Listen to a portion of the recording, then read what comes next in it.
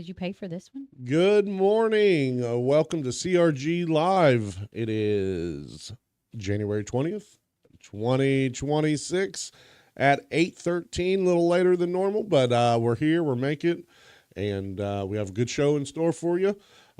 We have a topic of the day is going to be making smart moves, whether to buy, sell, or even hold sometimes is the better move. You don't hear that from a real estate agent too often. So, yeah, so let me introduce the panel this morning.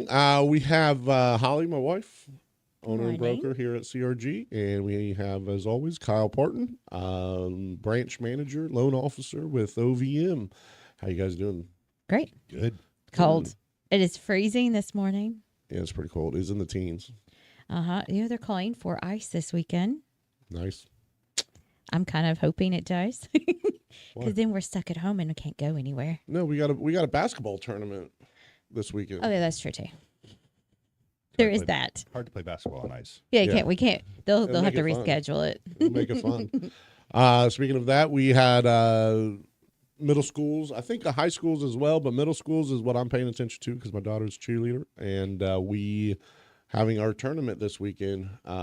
We had Saturday and Monday, which was weird. Threw off my whole week to start the week because I'm watching basketball instead of being in the office. I was back and forth to Summertown, Lawrenceburg, all day long. So it was a good day, good tournaments. Our girls was rocking it out. They're still undefeated right now, so that's always good. Boys had two good wins, and then last night they had it was the game right before the championship. If you won, you go to the championship game, and it was a nail biter, but they lost by 4. Oh, it's so sad. Yeah, They it was- worked their little rear ends off. It was a good game. Very it was good. fun. Very It entertaining. was very entertaining. You know, it wasn't a blowout. You know, it was a fun game. So. Yeah. But it's double elimination, so they're not out. They're still in. We'll just have to beat the champion or the in the championship game in order to win. We'll just have to beat them twice. Well, no, we play Thursday night at 8 p.m. and I can't remember who we play. Elkton. That's who I Yep. thought was Elkton. We played Elkton on our second game and for the boys, and it was scary for a moment. Them Elkton boys can play, and but then we got our groove, and we ended up winning like 20 or something like that. But I was worried at the beginning of that game for sure. Yeah. So, but yeah, so we have tournaments on Thursday evening, and then Saturday, I believe is. I think it's all day championship, again. which is fine. I love it. Girls are looking. The Lady Stallions are looking to take it all the way. They're pretty dominant in our league, and super proud of them. And There's some feisty little girls. oh yeah. You want to see, like, you watch them and you're just like, they're very intimidating girls. They They are don't way, back and down. it's so different. It's so different to watch them versus the boys. And it's like that with all the girls' teams, I noticed. The girls are ruthless. The boys, I mean, they can be, but it's different. It is like the girls, they're like elbowing each other. You see them. Like, you know, they are like elbowing each other. And what's probably they're pulling some hair and stuff too when they're not looking. They are ruthless. But yeah, it was definitely a good time when we were watching the games. I just love being in that atmosphere and just a competitive atmosphere, and then the crowd gets into it, and it's just a great fun atmosphere. And I don't know who cheers louder, you or Bella. I don't know. My voice is a little rough this morning, if you can't tell. It's one of those Havoc games. Yeah. Oh, that's it. no, he's louder at these games than he is at the Huntsville Havoc games. I Oh, can yeah. tell you that. Oh yeah, I get into it just as much as they do, and you know, I'm just supporting my cheerleaders. You know, cheering along with them, hollering, hooping. All He the gets other the parents- basketball girls going because when the boys were playing, he got the girls to get up there because they were sitting in front of us. Part of the basketball girls were sitting there in front of us, and he got them up. He's like, because they had their student section on the other side, and they were hollering, and there was a few girls standing up, and then Nathan said something to them, and they got up, and they started cheering too, and then it was on. After that, it was student section after student section of just rivalry. It was fun. It was definitely a fun game. But yeah, so my voice is a little rough this morning, but that's okay. I like it. All the parents give me a dirty side look when I ring their ears, but it is what it is.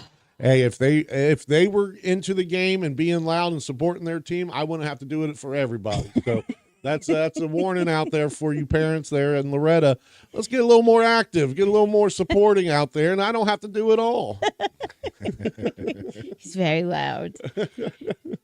I sit beside him. I'm like this because there's one cheer that the girls do, and they holler "woo," and he sounds like the wrestler Diamond Dallas Page. Golly, Yes. he Yeah. hollers. So I've I'm heard that like, name in years. I know, right? he hollers so loud, just like him, and he echoes through the whole gym, and everybody knows. I don't care. We could be on the other side, and they do that cheer, and then I can find him real quick.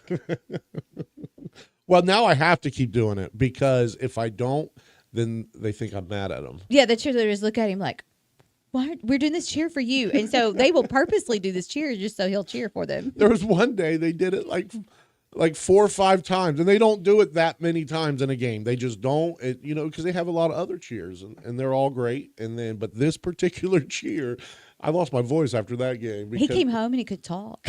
Yeah, because they did that cheer 4 or 5 times that night, and so I had Did I to hear you yell. say it was peaceful at home? It was very peaceful at home. He's like, I need some hot tea, and then Yeah. he was quiet all night long. I don't think I heard a peep out of him. Yeah, I did some hot tea and lemon and a little honey, and then He just didn't talk. I even made soup that night because Bella wanted some soup, and I made soup, and yeah, it was. Yeah, I didn't talk that night. It hurt. Quiet. It hurt. Well, Kyle, what's been going on with you? Just keeping up with the trends. Yeah. Yeah, it's been a lot going on in the news, a lot of questions from clients, putting them at ease from some of the stuff we'll talk about here shortly. Okay. Definitely starting to get into a weird section where a lot of people who don't have expertise are speaking on expertise topics, and we'll discuss some of those myths and fears that people are putting out there that aren't true. Yeah, just for clickbait or ratings or whatnot. Correct. Yeah. Well, you always have that anywhere you go. I get so aggravated that they scare people just for clickbait, and I can't stand that. And I'm like, you really need to talk to somebody local, because nationwide or where they're at could be very different than locally. Well, a lot of it has to do with individuals who don't pay attention on a daily basis, kind of like people with elections, that they hear somebody else say something and then they think, well, how can this help me with whatever my sales pitch is? And so they run with that information without understanding what the nuances are or the inside data on that.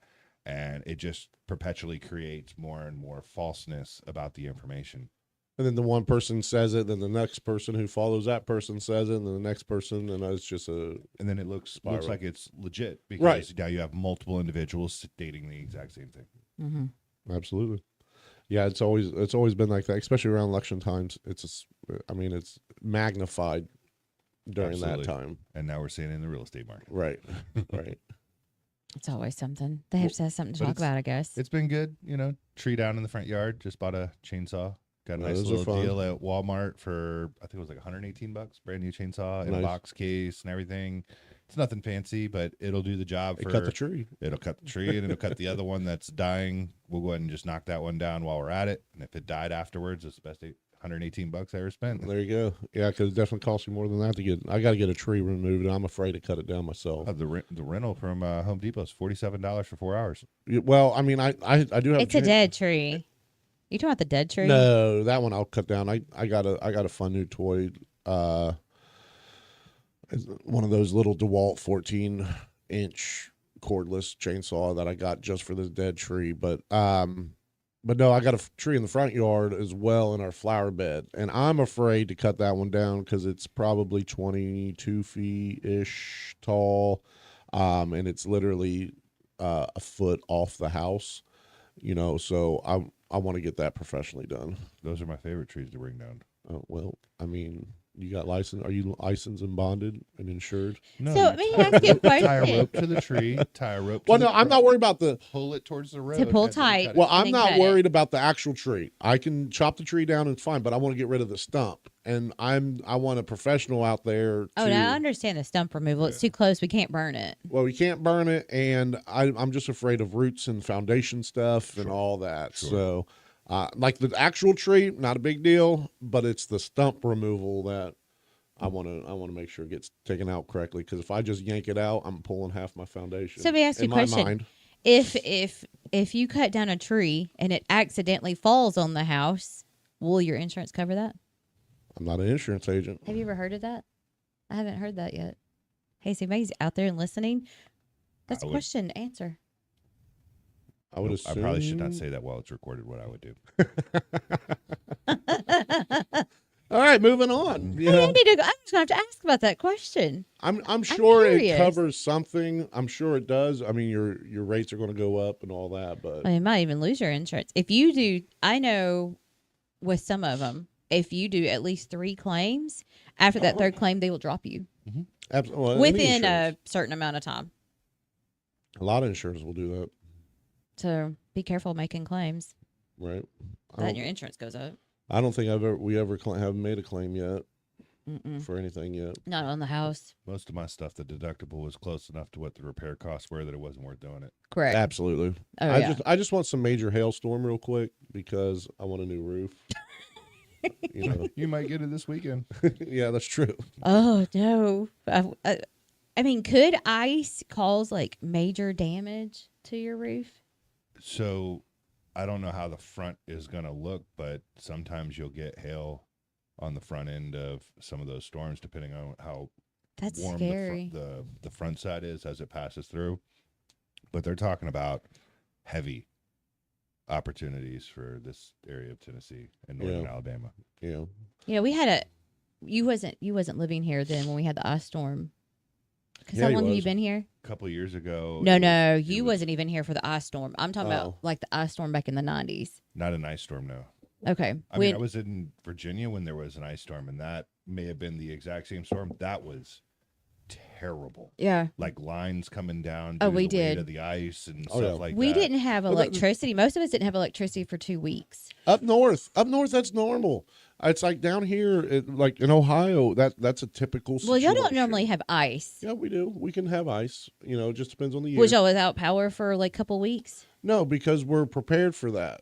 So And so they get out there and get it fixed because it's a normal thing, like snow removal, ice removal. yeah, We have a lot of it, but we're prepared for it. Down here, it's very expensive for snow and ice removal, and there's no need to budget for it as least amount as because we don't get a lot of it on a regular basis. There's no need to budget for it because it's a lot. Salt's expensive. right. So are the trucks. Yeah. Yeah. And then also hiring enough drivers to run those trucks. Absolutely. Virginia's VDOT was having the same issue. Like pretty much every time there's a dusting, things close Mhm. because they only have enough facilities and equipment and Yeah. supplies to really manage getting the interstates clear, some of the major secondary And roads, hospitals. so that they can get to the hospitals. Yep. And but like where we lived, If you're on a We're side talking- street, you're not. yeah, we're talking 14 miles easy for most people to get to one of those cleared veins. So if your vehicle couldn't get through that, you're calling somebody with a truck. Yeah. Hey, I'm in an emergency. Like, are you willing to drive your truck to help me out with it because my car's not getting through it? Right. Well, and the drivers too, the experiences of driving on ice. I mean, That's different. we learned as kids what you need to do to drive on ice up north because things don't shut down. You know, life still goes on if the roads are icy, you know, there's snow, life still goes on because we're as that part of the United States, we're just used to it. You know, and there's a way to drive on ice correctly. And I mean, we were out driving on ice in our my kidnapper van, and out Because there we had no water. We were having to Yeah. go to my mom's. just take That showers. was a good, how many miles away? 6 miles away. 6, 7, yeah. Yeah. Yeah. To go get showers and get water. I mean, but that was a luxury because I was so confident and have the ability to drive on ice comfortably. Mhm. You know, we could have pitched. Well, or I can't say that, but we could have washed up at home. You know, that was just a luxury we had because I was confident to drive on ice. I feel like it's more of a mental status to be safe on it. So, like for instance, you know you're going to need to drive slower. You're on ice. You know that slipping and sliding is a concern. So if you see the light ahead of you 4 football fields away, it turned green a while ago. It's not going to be green when you get there. have a strong likelihood it's not. So there's no reason to keep your speed up or anything like that. Go ahead and get off the gas. Give yourself a roll in as it's red, and then maybe if you're lucky, by the time you get up to it, you're not braking, it's already turned green again. But when you're running into situations where you're doing 35, 40 miles an hour and you're like, oh, I might make this, and then you have to decelerate and brake, that's where the sliding takes place. Absolutely. So just Absolutely. be calm and cautious. Yeah, we didn't go over 20 miles an hour that day. Yeah. It took us forever to get there. If you're driving, there's no reason to pay attention to the snow around you. Right. You pay attention to the conditions on how you're going to drive. That's it. Mm-hmm. And if you can't stay focused on that, please don't get on the road. Absolutely. So back in the 90s, I mean, I was like in the 7th or 8th grade when that happened. I can't remember what grade I was, 6th, 7th, 8th grade, somewhere around there. And we were all stuck at home. Luckily, we still had a wood-burning stove in the house. This was before, I mean, Central Unit was already out, but it took, we just didn't have it then. A lot of people still didn't. We still had window units for AC, and then we had a wood-burning stove that heated the house. Thank goodness we had that.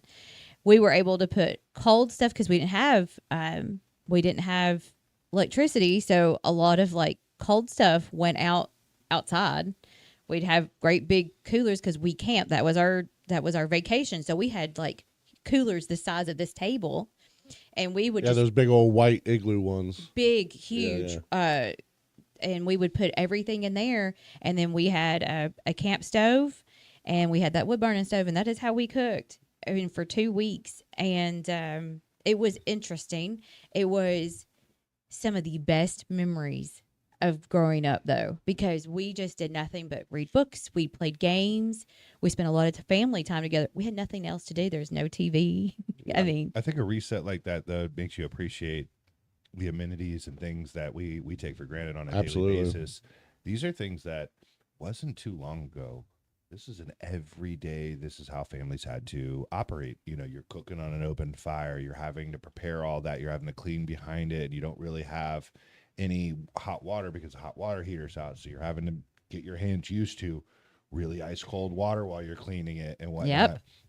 There's a lot of comfort that we take advantage of that could very quickly not be there. For instance, last night and today, we're under one of the highest solar events that we've seen since I think it was something like 2013. And enough to where we may be able to see the aurora at night for the next 2 days, last night and tonight, as far south as northern Alabama, because of how much the sun's discharging towards us. And, you know, those types of events can easily knock out power grids. Yeah. And at this time of year, knocking out your power, you're going back to all manual stuff. Need to get some wood, need to start burning some wood, need to start feeling the warmth. yeah. See, that's the reason why I really want to convert over a lot of our stuff to gas. Especially if we had like a gas fireplace. I think that way we have at least one room in the house that will stay fairly warm. If we don't have electricity, we don't have anything. I thought, no, don't we still have the kerosene? No, your mom. It's in your Oh, mom's. that's right. We gave it to mom. Oh yeah. Well, we bought a brand new kerosene heater a couple years back, and that was always my backup in case something like that would happen. We had a kerosene heater. You know, at least we'll have a room warm. Blah blah blah. But we ended up selling. We might need to pick that up this week. Yeah, well, they might. Because they have a wood burning stove. If they in the other in the other part of the house they have a wood burning, so they have somewhere they can go get warm. We might need to get that just for a backup. You know, it's not going to hurt. Yeah, it's not going to hurt. Our firebox, once we put more than 3 logs in, You can't even be in the living room. Yeah. It'll warm up all the other ones because of how hot the living room is. Well, if anything, we're heading to my sister's because they have a wood burning stove and they will run you out of that house. They'll be like, okay, we're gonna come crash on your living room floor. They run me out of the house during holiday time when it's so hot in there. Holy moly. She did good this year. Yeah, She did it was- really good this It was year. really nice. It was really nice. They turned it off during the day, or they turned it off, I think, the night before. And they had no heat. No, they did not have their wood burning fireplace going. And so that way it started cooling down. And then before we even got there, she even put a fan and a wind and opened up the window and blew it in the house to cool it down because she knew we were coming and we roast. That's the way my grandmother is. She's older, on blood thinners and things of that nature. And she's like, I'm cold. I'm like, Grandma, I'm sweating playing cards with you right now. Like, what in the world? You got that right. It is not. It stays 85 degrees in my grandmother's house year round. We are and then roasting. you walk in, you say, guys, it's so hot in here, and then they look over their thermometer and it says like some number that it's really not, and I don't know if it's not working properly, but it's just not. I would feel comfortable going swimming in their house. It's that warm. It's warm. So, but yeah, your whole family's like that. You all have blood issue, I think. We do. We have iron problems. So what's next on our topic there, dear? Well, our topic today is going to be making smart moves, whether you're buying, selling, or even holding. Yep. Okay. Could be a possibility. I mean, I'll help out on the holding, and I had a whole topic for that. Okay, great. Good. So, well, let's see. Who should consider buying right now then? I think anybody who needs to make that change. Obviously, there will always be a need. Divorces, it's like, what was it? The 5 Ds. It's like diapers. Diamonds, divorces, diplomas, diapers. I think if you're downsizing. I forget the other one, but it'll come to me. Right. I always forget. There's like several of them. 5 Ds. Yeah. And he's all over there thinking. Dependence. Dependence. Well, that's babies. That's diapers. No, would you lose your dependence? Oh, yeah, downsizing. Downsizing. There you go. Yeah. So, I think we're going to, from what I've heard, we're probably going to see a lot more people downsizing this year. They're expecting a lot more. So when they looked at the data, I noticed when NAR released their data on who bought last year, what was it, 35, like your middle-aged people who are first-time home buyers between like 35 and 44 were doing the most movement. And I think that is all due to, yes, Ugh. we are.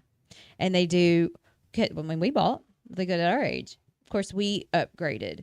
We kind of wanted something a little bigger. No, Holly wanted something a little bigger. Happy wife, happy life. Yeah, absolutely. But I just wanted something in town. And Yeah.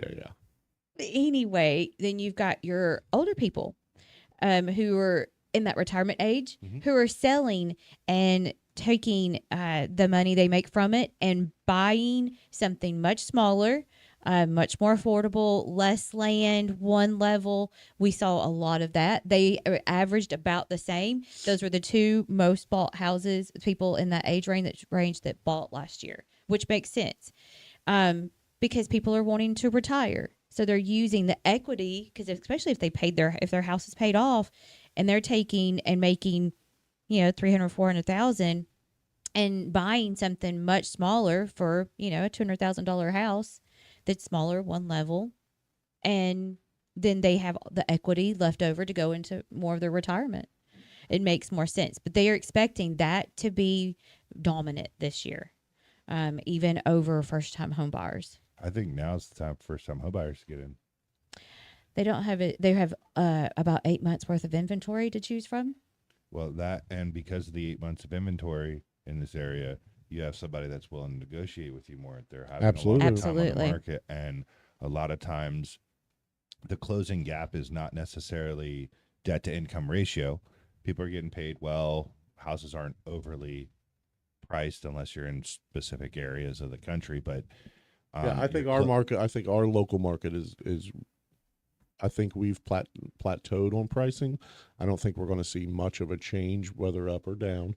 I think we're where we're at.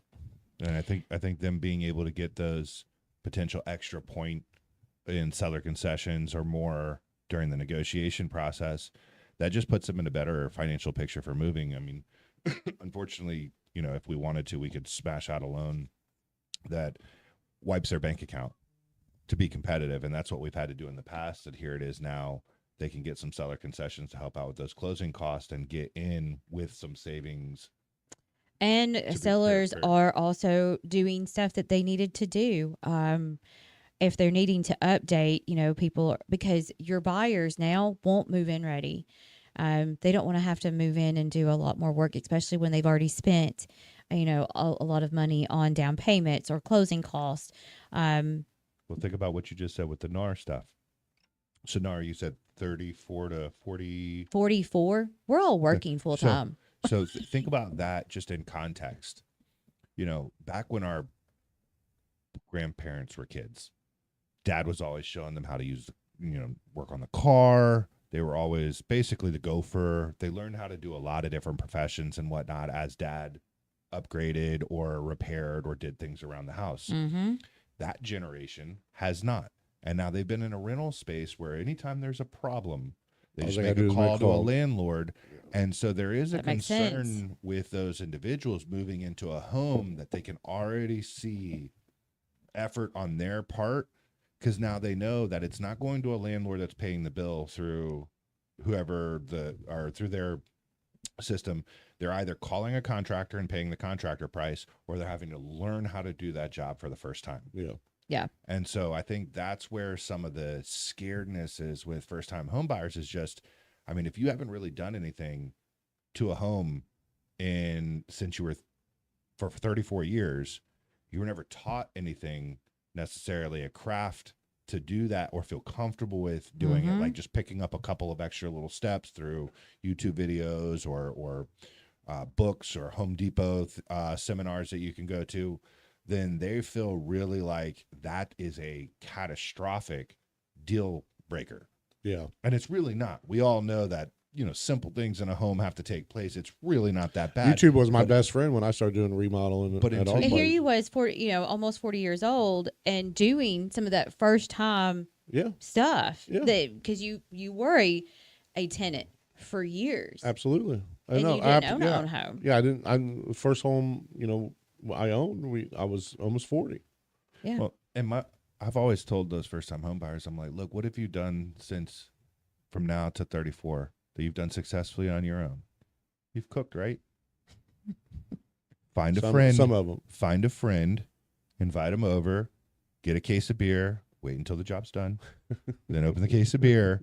But a lot of people who have learned something that are in your life that went into plumbing or went into electricity or went into this are going to help you out. And now you have the professional eyes of how to do the task. You're just providing labor just like you would have done for your dad if that's what it took place like it did for our grandparents. It's really not a hard or expensive process to keep up with your home. It's just that unknown because you've never done anything like that. I can't tell you how many tenants have called and don't even know what a breaker box is. Sure. That's significant. I mean, a breaker box, it's a switch, And they're like, which button do I push? I'm like, oh. There's no buttons. Where's the breaker box? What does that look like? I'm like, oh. It's like, and then you got to tell them it might look like it's on, but you got to check the actual breaker to see if it's loose, and then you got to reset it, and then and it's just it's baffling at some of the phone calls that I get. I mean, I'm a property manager. That's what I do day to day. Speaking of which, shameless plug. If you're looking for a property management company, I'm your guy. I got a really good staff around me now, and we got a real good team going. We just got an inspector in the house, so we're doing our quarterly inspections, and then got my mother-in-law on board, so she's helping with the paperwork scheduling stuff, and it's we're growing as a company, and I love seeing where it's going to go from here. So that being said, if you have a property, you need a property manager, get a hold of me, 931-345-2870. He's always selling. Always. I don't care where we go. He's always selling. But yeah, the phone calls that I get, it's like, Or just recently talking about, like, the weather and stuff. It's like I get a phone call at 11 o'clock at night. My fridge is out and my food is spoiling. Well, it's 25 degrees outside. Put it outside and we'll get you a new fridge the next day. Well, I don't want to do that. Well, then you don't want to. I can't do anything at 11 o'clock for a fridge. I'm sorry. You want your food to spoil. Right. Yeah. I hate being that way, but it's like, you could have put your cold stuff outside and it would have been fine, and we'll get you a fridge next morning. Speaking of circuit breakers, next morning calls, because the 11 o'clock phone call, I'm like, hey, did you check the breaker? Make sure that it's okay, and that's not what the issue is. And that's where I got what is a breaker box, and then walked her through it, and then next morning I get a call. Oh, we reset the breaker and it's working now. I'm like, wonderful. Well, great. Let me know if you have any we more were problems. talking about that, and because and a lot of that is we have so many electronics in our kitchens. You have all your countertop air fryers, stuff and coffee pots. Yeah. I mean, the whole toaster. Do everything. a throwback of George Foreman's. I love George Foreman still, but go ahead. I forgot about those. I love them. I Yeah, love them. they draw heavy amps, and They so when sure you're running them, do. when you're running them at the same time, and you forget that your fridge is on, you forget Yeah. that your deep freezer's on, or you turn the coffee pot on with the microwave while the toaster's going. Like there is a lot of draw, especially with anything that produces heat. That's on electricity, and it is very easy to overload a circuit. Mm-hmm. With those parameters, especially being in the kitchen. There's a lot of protections for the kitchen with the water and all that. And it's really, again, you'll learn these things As you own your own home, yeah. It's really not that. No. big Another deal. big thing with renters is furnace filters. Nobody has ever seen a furnace filter in their life, apparently. I don't get it. I don't understand it. And it's like I have to teach the majority amount of our tenants how to change a furnace filter. And it's one of those things that you never see this, never. But then you think about it, I mean, how many times have we taught our daughter where's the furnace filter? where it is. I mean, have we taught them how to do that? No. And to be honest, no. I haven't And had I a think discussion that's what with it is. It's we have a generation of kids that have no clue, and that's a lot of that is our fault as parents that we fail on teaching some of that stuff. I think it's technology too. Yeah. We've learned that the kids, when they're using devices safely, can entertain themselves and can stay out of the way. Whereas beforehand, kids were running around the house. You had to tell them, no, go outside and play, this, that, and the other. It was very easy to scoop up a child and say, hey, look, Watch this. here's a learning experience. This is something you're going to learn. Right. And calm them down to like, hey, That's look, there's true. some things. We just don't have that anymore. Like if you're on a Switch or you're on your phone or you're on this, that, and the other, it's like, well, they're quiet and out of my hair. I forget to bring them in to You're those just getting situations. tasks done. Yeah. You're Correct. just getting it done. And then, yeah, you're like, yeah, because there's been a few times where I'm getting ready to do something. And then, like with Clarissa before she left, I'm like, hey, you want to go? Let me show you how to do this. I'm good. I'm like, Oh, see, okay. that's where you messed up. Go back to your grandpa. There's not a choice. Come here. You're about to learn something. So remember that we have 2 granddaughters to be like, come on, we're going to go do this. Right. Yeah. It's like a double-edged sword when it comes to technology and knowing how to do something, because technology is out there and you can learn whatever you need to learn whenever you need to learn it. I think it's almost to the point of kids and young adults being like, well, I don't need to learn that yet. And then when they need to learn it, they have the ability to, but some things they just won't. I don't get it. Well, the more and more you do get in those little pieces of learning, you could make what I call educated guesses later on in life, Yeah. based on the combined knowledge of all the other things with a topic that you didn't necessarily get any direct learning on, but you were able to apply some of the principles on all the others to be like, oh, well, that likely is this because I've experienced this, that, and the other with something else. And that seems like that would be reasonable for that to take place. And 90% of the time, you'll start finding out you're spot on the money. Absolutely. So lesson, and then this whole little spot, I guess, Yeah. is the fact Squirrel. that we Need to teach people- our kids better. well, just know as being a first-time home buyer, there's going to be problems and there's going to be maintenance to require. So that is one of the things that you need to. But those little maintenance and the little problems that come up, they outweigh just the home ownership. It just And the equity outweighs it. build, it unlocks your financial portfolio when you start being able to have equity. Being a renter is throwing your money down a hole, and you're building equity and investment portfolios for. And I'm a property manager, and I think renting is a bad idea for too long. You know, if there's certain situations that it's great for, but if you're a 15, 20-year veteran of renting because you just either A, don't know how to, or B, don't want to put the work in to be in a homeowner, well, that's your choice. But if you just genuinely don't know what you need to do to get out of the rental game, Kyle or I will be more than happy to walk you through it and figure that out. You know, I love how many times you think- guys have said equity. This is going to go so well with what I So prepared. 2 year, I mean, to me, you should not be renting past 2 years. First year is because maybe that's your first year of being out on your own. Second year, that second year is when you really need to really buckle down, save up money, really start focusing on your credit score, what everything looks like for you ahead. But I think after 2 years, you really need to be out of a rental and into your own home.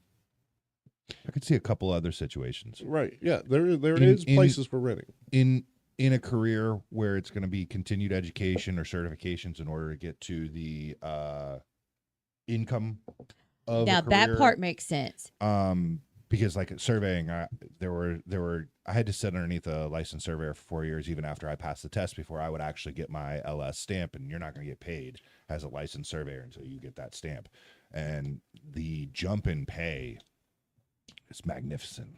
Right. Absolutely a completely different home that you would be buying. So in the event there, though, you should be preparing during those 4 years to prepare that you may not have first-time home buyer eligibility due to income. And so now you have 4 years to prep for that. But yeah, I could see that being a reason for the rental space. But I agree, there is a average time, which is a lot smaller than what most people think, that it's appropriate to then move into homeownership. Yeah, but I think for the most part, the most of our tenants that we have, they're already in their jobs Mhm. and they're not going they're not in college. They're not going to be making this huge jump in pay. Okay, my question is, how the heck do you know that, first of all? Well, I mean, if you're in college and you're working, just to get by at that moment and you're making your payments and you're in college and average salary, let's just say I'm going to be a teacher and you're already renting and you already kind of know what your pay is going to be roughly when you get done. Look, obviously that's going to change what you can afford. I could see staying 4 years because from I'm only working, maybe at Walmart or whatever while I'm in college and you're only making a certain amount of money. Well, you're increased by probably $30,000-$40,000 when you finally get that degree. So that Maybe part not makes teacher, sense. but I'm going to throw out a little cheat here. It worked for me my entire life. How many raises do you think I got because they gave it to me? right. I went in every single time.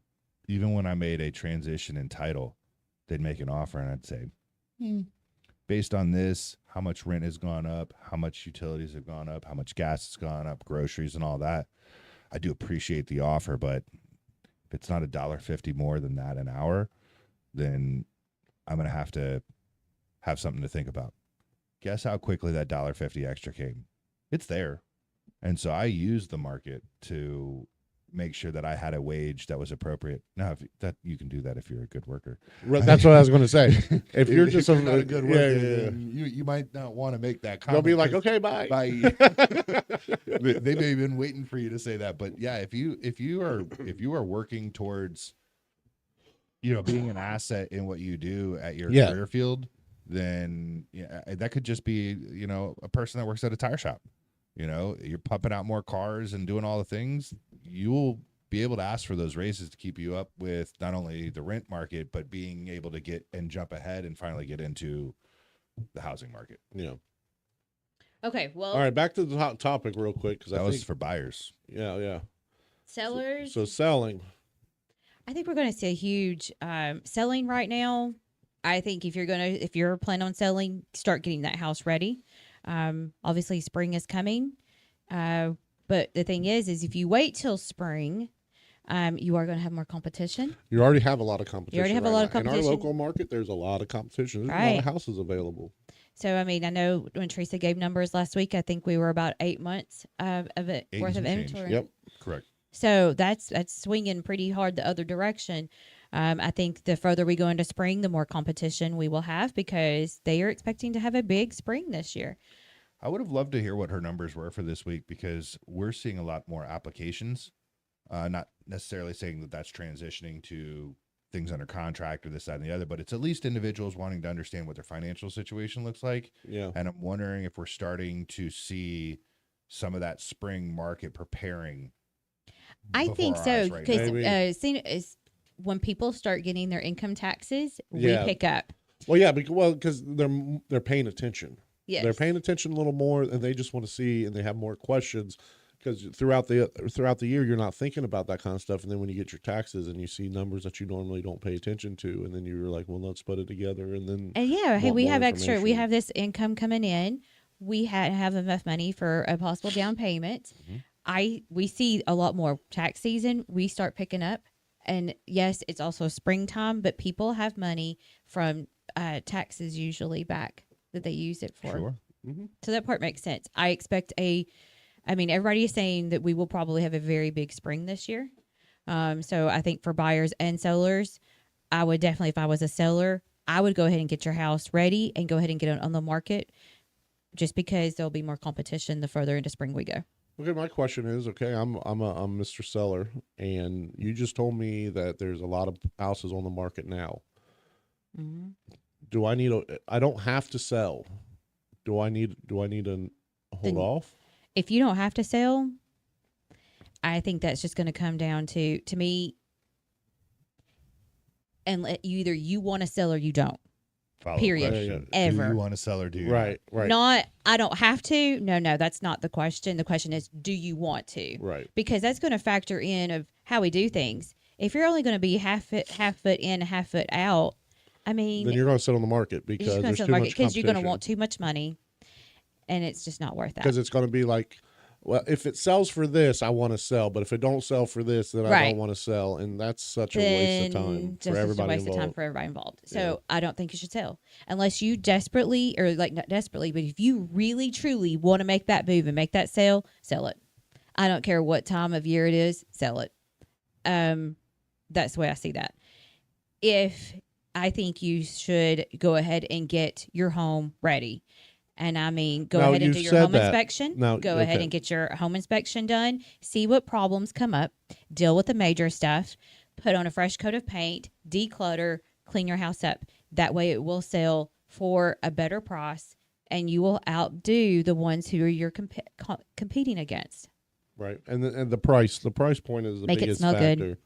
Yeah. Price point is the biggest factor when it comes to selling, because if you're overpriced, there's way too much information out there online, way too much different resources people know. I'm just Zillow being one of the bigger ones. So Zillow overprices, and they do that for clickbait reasons. Right. And they're trying to get you on the phone with one of their lenders. Right.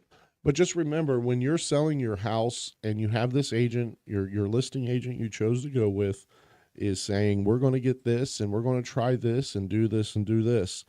If you have a serious buyer with a serious buying agent, which every buyer should have their own agent, in my opinion, not my opinion, it is my opinion, but they're going to know that the price is inflated, and they're going to be directing them to a place that's better.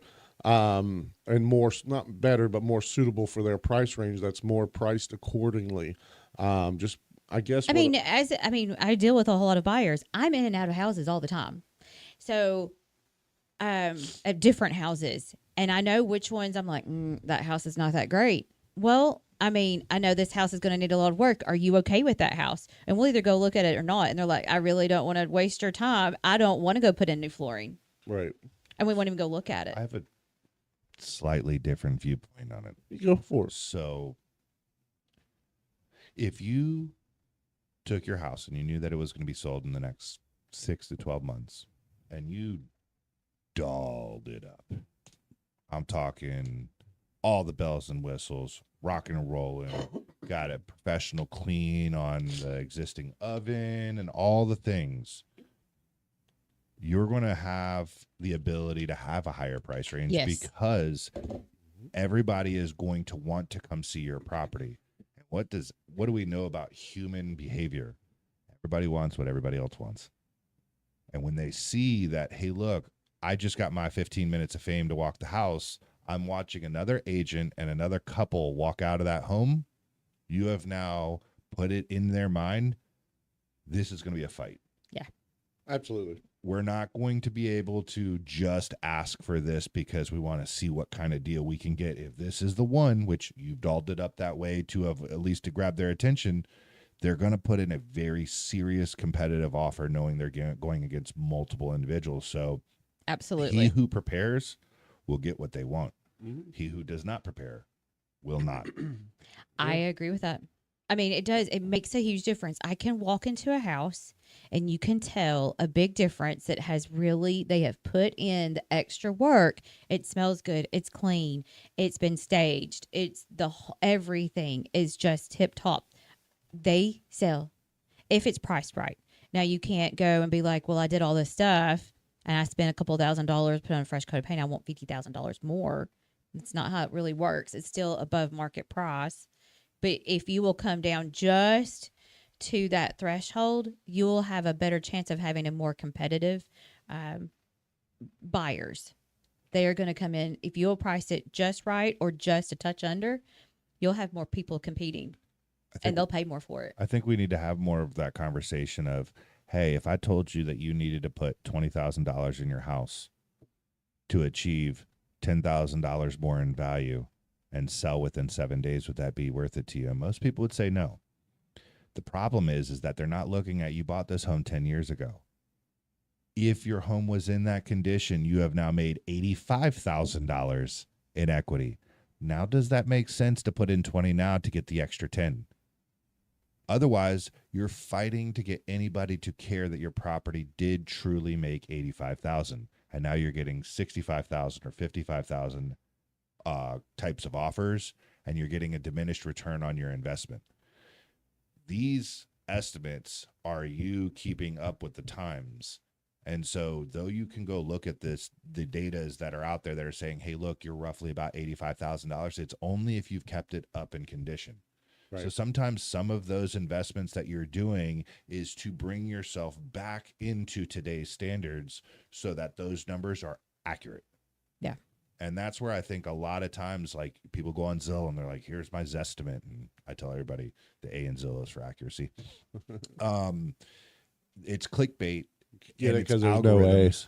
They don't know what your house looked like from the time that you bought Nope. it. And they did not smell it either. And on top of that, if it was 10 years plus ago, you were in a style that made sense. Right. There are updates now to keep it within the trends, the desire, and your equity is based off of trends and desire.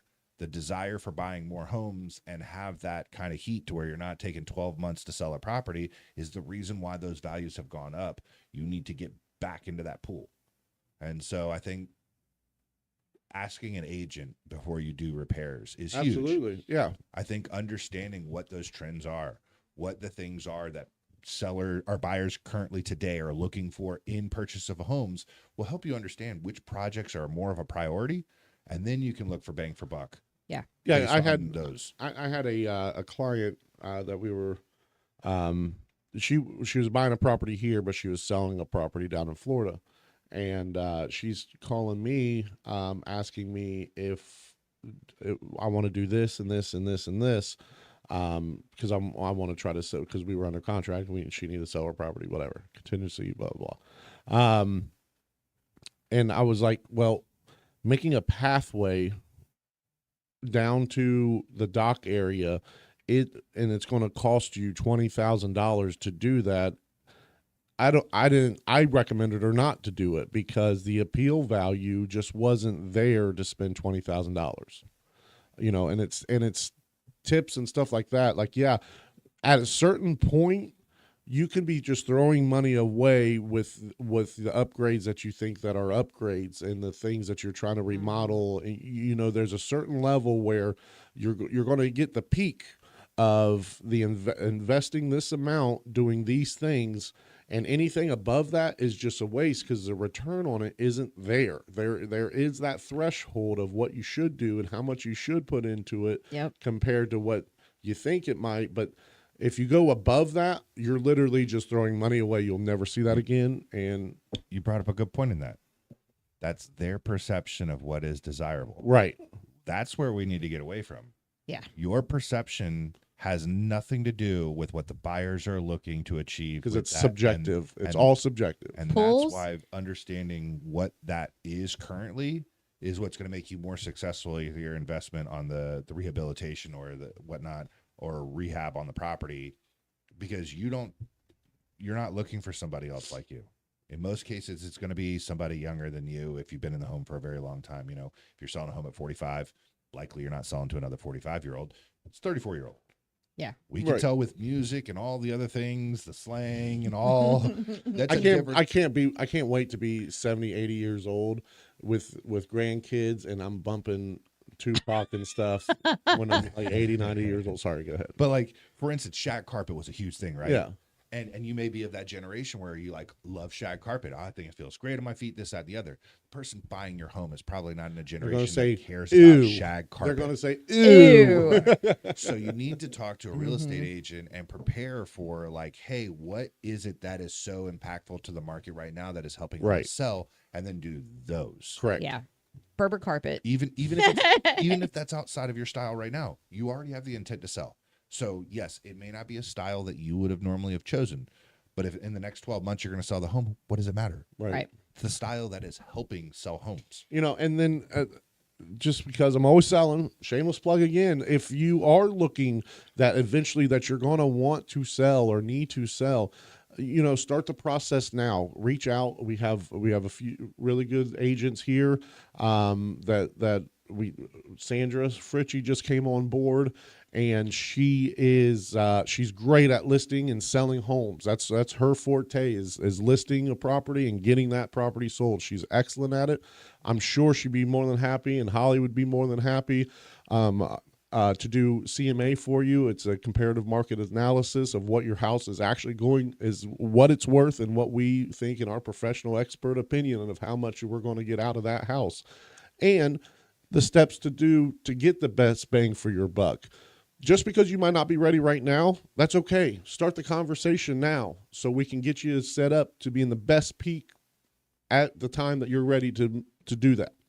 Be Yeah. more than happy to set that up for you guys. I think if the biggest things I think that could help that's going to be more cost effective is if you have saggy floors, you need to find out why. That you really need to deal with that. Because everybody immediately is going to be turned off by that, and that's structural. They think immediately structural. I know there is a house. Most of the time, it is in Lawrence County, Tennessee. There's a lot of that for whatever reason. And the thing it just is we have investors that will go in and it's lipstick on a pig, and I get really, really upset about this. I'm like, why didn't you deal with the wavy floors? I mean, there's one I just went into about a month ago, and I've been in the house before. I had been into this house before they ever bought it, before the investor bought it. And I was so excited to go in and see this house because the pictures look phenomenal. And I walk in and I'm like, my heart sunk because the house looks beautiful. They didn't deal with the way the floors still go up and down and up and down. And you can see gaps where the walls and the floors are. I'm like, okay, deal with that. To me, that's way more important. Then go put your floors down and do your painting. If you have saggy floors, find out what's going on. I understand that costs a lot of money, but we need to know what's going on up front. I think that's the reason why the home inspections really, if you're a seller, get that done. If you spend a weekend, paint some rooms, get rid of, if you have black walls, paint them white. Or a light gray. I don't know. Black's in. Just saying. We bought a house. We did. that Our had a office black is office. black. Yeah, you know. I do love our office. It is gorgeous. But it took, accent walls. But you know, a lot of people I think was turned off by that office. They didn't like it.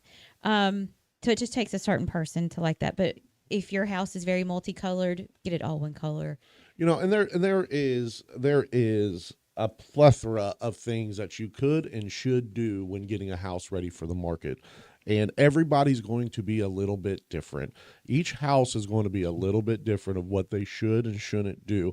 Yeah, we can sit here and talk to you until until we're blue in the face about the things you should and shouldn't do, but it might not even apply to your house. So have a conversation. Yep, I agree with that. Have so the next one is Hold. All right, Kyle, this part you've been waiting on. I love this one because we have found another myth. Everybody has been told this falseness: don't get rid of your 3% interest rate. Don't get rid of your 2% interest rate. It will never exist again. And we just had one that just increased. They locked in at 5.99 from a 2 3/4 interest rate. We paid off so much of their high interest credit card debt. We ran through what their blended house rate is. So we're looking at automobiles, boats, any other loan that they have. What are those interest rates? They were able to save $1,900 a month, and their mortgage went up for $100 a month. Net savings of $1,500. They are now applying that towards their mortgage, paying it off faster, lower interest, and they took out an extra $50,000 on top of everything to do repairs on the home. So not only did we get them in a better financial picture for their next purchase, they got the money that they needed from their equity to do the repairs ahead of time in anticipation for their next sale. It's going to be killer. I'm waiting for the photos for when the rehab's done. This is going to be a great story, but too many people have had that misconception that your 2 or 3% interest rate, you should not give it up. And to some, that does make sense, but that's why you need to go through the full-blown calculations. It was not, just bing, bang, boom. You don't get that off a credit report. So every one of their credit lines, I had to get them to get their most recent monthly statement. We looked at what, 29.5% interest rate credit card with a $27,000 balance on it, high-end truck, things like that. And when you looked at their blended rate, their house blended rate was 10.25%. So they were able to eliminate so much debt out of their lives that would have normally gone out from their paycheck. It is now sitting with them, and they are now able to accurately distribute it to further pay down things. It's going to be a snowball effect for them. Absolutely. That's amazing. While getting the repairs done. So if you have any plans to sell in the future, or you do want to look at just hold and get into a better financial situation, doing just an application to do a cash out refinance is not going to give you the information to understand why. It's working with a lender that's going to go through and actually dig down deep into the finances with you, understand what those are, how much you're paying in interest if you stay in your current situation versus the future move with a cash out refinance, and seeing if the numbers make sense for your family. It doesn't cost you anything to do. We do these with soft pulls, so you're not even hurting your credit. Nobody's going to even know that you're doing that until you decide that, yes, that's what I'd like to do. We'll do the hard pull and close the loan. But there are so many people out there right now that have a ton of equity and have a plan in place, but they're not executing on anything more than we're going to sell 2 years down the road or 1 year down the road. Well, what are you doing to plan and prep yourself to be in a better financial situation today so that you can get a very streamlined, think about credit. Say you have a 680 credit score and you do a cash out refinance and you start paying off all your things like immediately. Where do you think your credit score is going to be for your purchase? Right. Well into the 700s or 800s.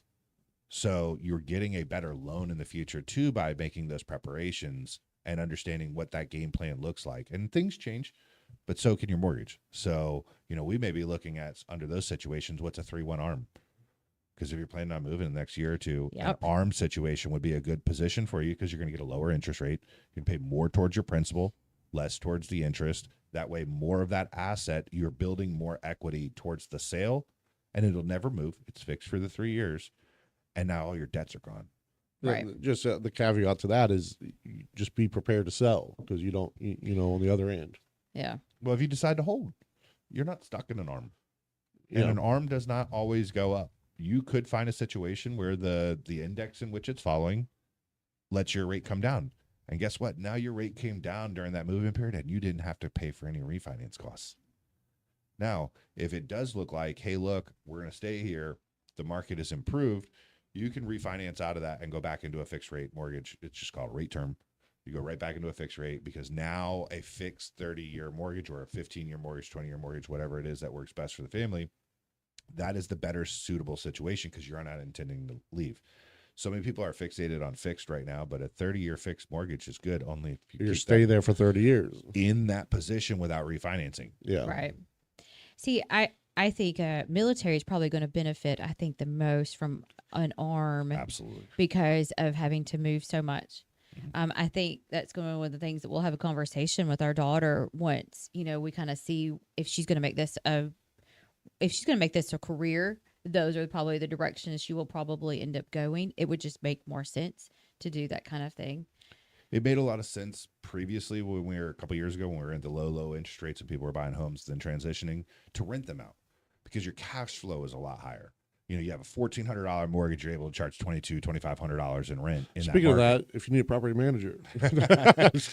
But now with the higher interest rates that we're in right now, unless the market cools off before they transition from post to post and whatnot, it may not make sense to go ahead and rent that because you're closer to a break-even point, depending on what the market is. There are some markets where rent is just through the roof and it still makes sense. Mm-hmm. But I've seen that. That's why planning, talking with somebody who's not just here to do a loan for you, Right. not just an agent who's here to get you under contracted and then get whittle you you to the down table and and, call it a day. Yeah.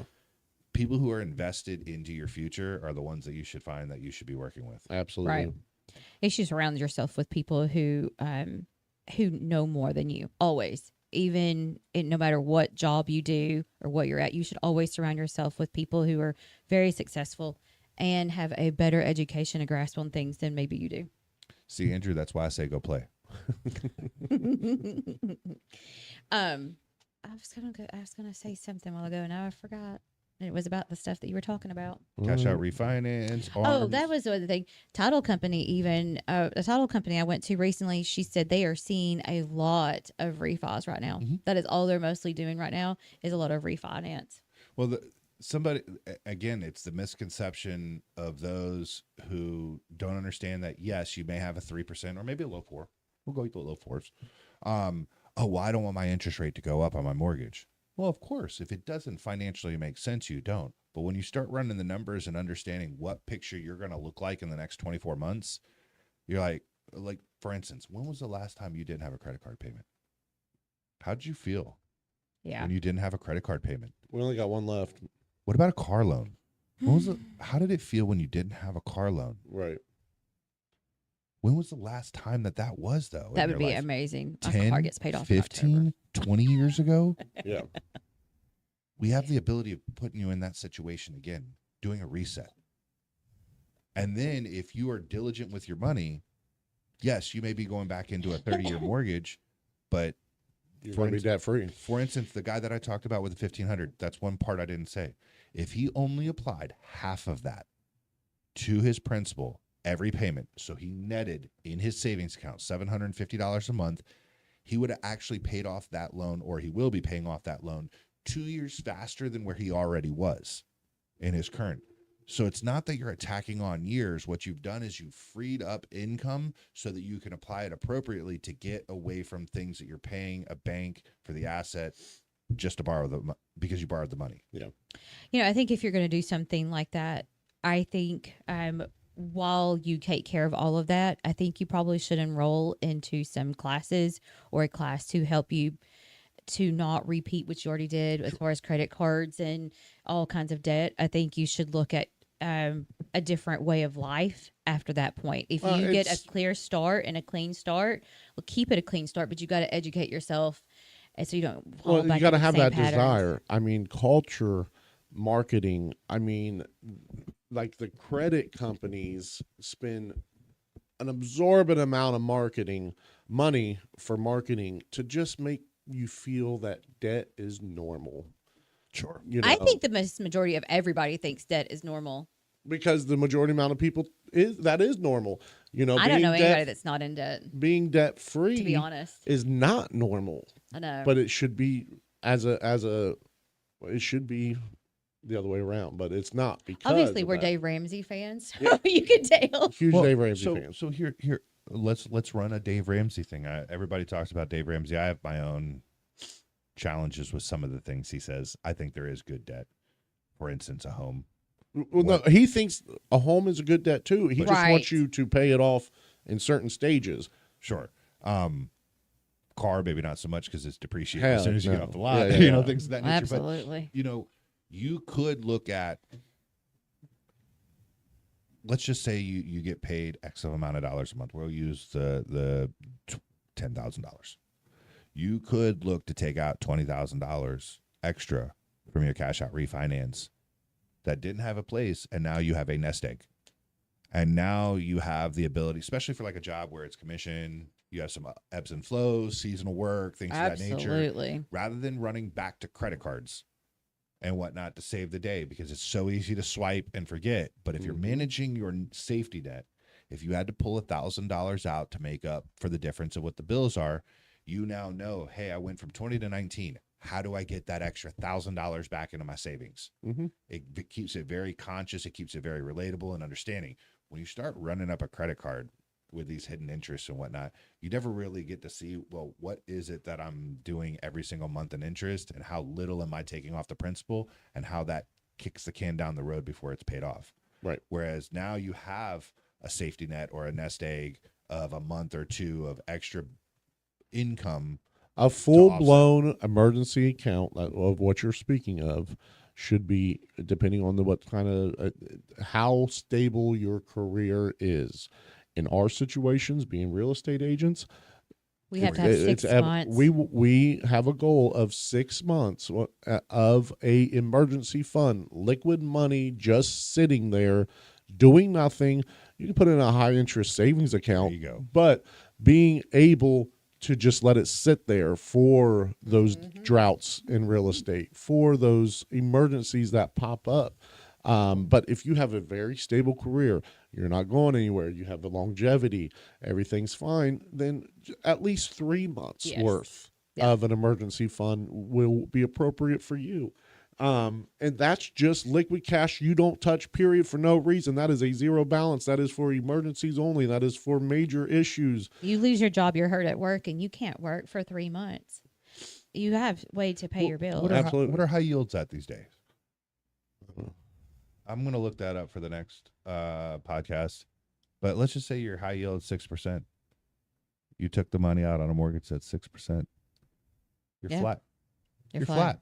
Yeah. If you don't touch it and you don't manipulate it and you only use it for emergencies and then you do replace it, You got to replace it. That's the key that's there, the too. key. You got to be You diligent have in to, replacing correct. it. You can't just let it dwindle, and then now it's gone. Now that's a terrible idea. But when you are diligent with your finances like that, that's a wash. But you have that safety net that's not pulling on credit, that is now charging you a high interest rate and making it very challenging to get back from underneath, needing to use that as a resource. Well, a little tease for next week. We'll dive into that a little more. I like talking about that, and I'm going to invite a friend of mine over. He's a branch manager at a local bank. Sweet. And then he can give us some more insight and details on exactly our questions on that as well for high interest yield accounts. What if Because he's going to. So I am going to let everybody know there is a difference between a bank and a mortgage broker. Yeah, very different. Huge difference. But they all have their place. They have their place. Your niche is in the mortgage world, 100%. Banks are needed for other things. I just don't feel like they are in it for the mortgage world for us. Yeah, I mean, Banks make most of their money through deposits. Yeah. They need your deposits. So if they are managing your money appropriately and you are making money on your money for them holding your money, then they are a good establishment to work with. absolutely, 100%. And we'll I'll see if he'll entertain us and come in and see if he wants to give us a little more insight on that, because that would be interesting. A little Absolutely. more. That would definitely help out with the conversation and tie in a piece to be more accurate for all my clients, to be able to make these strategies so that we are being fiscally sound in the direction and movements that we're moving. Yeah, I think so. Our schools are really failing. I really wish they would really push a lot of this major finance, not I just know. how to write a check and how to I'm do. so happy with what we're doing with Clarissa. She is getting set up extremely well. You But know, it's and it's amazing to watch that. and she wants to. That's she's calling us. What do I need to do? What do I need to do? What do I need to do? What do I need to do?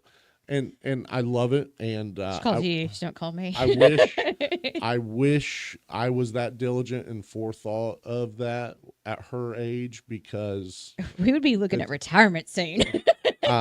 she's in a real good spot, and we're going to keep her in an even better spot. So. I know, but I really wish that they really in schools they have really need to Well, push on but these. you got to finance think of classes. though. This is okay. A little conspiracy theory. Blah blah blah. They don't like when the curriculum comes out for a state or federally funded school. They want to be training employees. That's true. They I've heard want that. to be training employees. I can agree with that. Because if you are an employee, you are keeping that cogwheel moving. Well, we do have to have Of course, employees, everybody, yeah, absolutely. and they're still going to be employees. But we need to be teaching people and kids how to 'Cause if- save and invest, because eventually Social Security is going to be no more. But if it becomes the normal of financial freedom for everybody, that cogwheel isn't going to be as good as it is. So I don't know. I think they should be forced to learn how to do compound interest before they leave yeah, high school. Absolutely. Because my grandfather told me for years, and golly, how many times I go back in my life and I'm like, man, I should have listened to that man. Oh, gosh, Oh yeah. my goodness, how many times? But he had told me, he's like, hey, look, you can afford 5 to 10% of your income going into immediately. And I looked at it at the time and I'm like, I'm putting $23. I'm like, what's $23 going to do? A lot in the future. Had I stayed with that at 40 right now, and the way that the market had moved, and of course keeping up with that percentage as my income increased, I would probably be sitting at 40 years old with $900,000 in some form of a 401k IRA Yep. and whatnot, and I would be moving and really making strides. It doubles with its investment every 7 years. Correct. Into toppling the $1 million mark, and maybe even pushing past the $2 million mark by the time it's a retirement age that I determine as retirement, not the government with Social Security. Right. Absolutely. Well, and just I don't think Social Security will be there by the time our kids get to that retirement age. I don't think Social Security. I think there's going to be some reform. I think it might not be that per se, but there's going to be something. If it's there, it'll just afford your Verizon bill. Absolutely, yeah. but then that's it's like just one avenue, like because Clarissa's the age she is, and she does have a little more freedom with her finances. She's in the military. You stay on base. You don't have a lot of monthly she bills. has food and roof over her head. You know, but just maxing out your Roth, like take a Roth IRA for instance, just maxing one of those out every year for 7 years. For 7 years, maxing that out. After 7 years, this is just one avenue. After 7 years, you have maxing your Roth IRA out. When you're that age, now this is only working for young people, straight out of high school kind of stuff. For 7 years after high school, you max out your Roth IRA, and then you don't touch it. You don't invest any more of it into it. You don't. After 7 years, you're done. You just forget about that until you become a retirement age. You'll be a multi-millionaire. Yeah. Multi-millionaire and doing nothing else. Young For 7 soldiers, years. it's called a TSP, thrift savings account. There you That's go. what you guys have in the military. Okay. So I couldn't remember what it's called. I know we've talked to her quite a bit, but they have I know with her, they have 401ks. So their retirement plan is not like it used to be. They did away with a lot of stuff. Yeah. TSP though is a very flexible utilization platform. So if you're under contract, you can get I think it's 180 months, maybe it might be 360 month payback at 4% for a hardship loan to buy a home. So if you borrowed your money, it is an extremely low interest rate. And depending on how you want to do your paycheck and whatnot, you can always double it through there, or you can pay it back once there's enough equity in the home. But they're a very flexible, utilized platform for veterans. I see a lot of them tapping into it just to maybe cover closing costs because you're 0% down loan. So you're not taking out a whole bunch. So your closing costs, what, $12,000, $13,000 after prepaids and escrows and all that kind of stuff. You're borrowing a little bit of your money against yourself with very, very, very favorable terms. Yeah. You know, I was listening to Dave Ramsey the other day, and he was talking about like prepaids and stuff like that. You know, and he's really against like buying your rate down because he would rather you focus on paying off your mortgage way faster. What's your thoughts on that? Yeah, because that's where there's a math. So Yes. I talk to everybody about it, and again, it's the myth of getting the lowest interest rate and not understanding why you're getting it. And many loan officers now have stopped trying to educate, and they just do it because they don't want to lose somebody shopping them going to somebody else. But here's the example: if you buy a $500,000 house and you need to get down to a 5.5, and it's 2 points. 2 points is 2% of the loan amount. And let's say we're working with Right. a VA person, that's $10,000. If that saves you $200 a month on your mortgage, how many months do you have before you recoup the $10,000 investment you put at the table to get that pretty rate? And are you still going to be in It's that? And are you still going to be at 48. that house? It's actually about 50 months. And so are you still going to be in that house in that amount of time? And that's the problem are you not is, going to refinance before then? and that's true too. You're not going to Anything refinance. that you refinance, All is that just- work is gone. It's profit for the bank. Yeah. Yep. They don't reimburse you any of the difference in what you paid to buy your rate down. So you really have to be conscious with what is the market doing? Does this make sense? Now, if I had somebody who like the recoupment was 16 months, send it. If that's something that works for you and that's something that'll make you happy, not a big deal. If we find a market where you refinance within 12 months, you lost 4 months. It's really minuscule. But a lot of these calculations are coming out 38 months, 64 months. You're going to refinance before then. Yeah. You'd be better off to keep that in your bank account, Yep.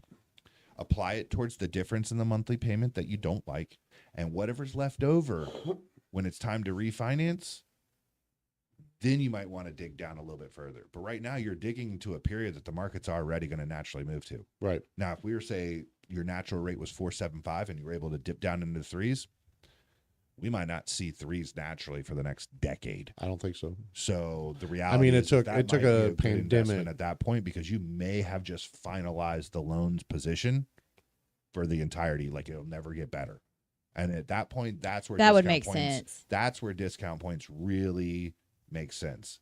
Doing it right now in this elevated interest market where we're not at a natural neutral point, you're going to have to really look at what the cost is and see if that's really a value based on your savings. And if Right. you're working with an LO like Kyle or an agent like Holly, that stuff can also, if it makes sense to you, that stuff can be negotiated in Sure. the deal. It Sure. really can. You know, people buy down rates and deals all the time. So it might not even be money out of your pocket. That might be just part of the sell or a purchase of a home. And we can work it out in the deal. We can always negotiate. There's 167 things you can negotiate in a real estate transaction. 167. 167 different things that you negotiate for in a real estate transaction. And, if you don't know, you don't know. Yeah. All right. I guess we really need to be taught. We went a little over, but the conversation was a good It's conversation. a good conversation. And I want to elaborate and expand on it a little more next week. So a little tease for you next week if you want to hear more about this. We'll be back next or Tuesday, and maybe with a special guest or something. Teresa was feeling ill this morning, so she wasn't able to make it. I love you, Mom. I hope you're feeling better.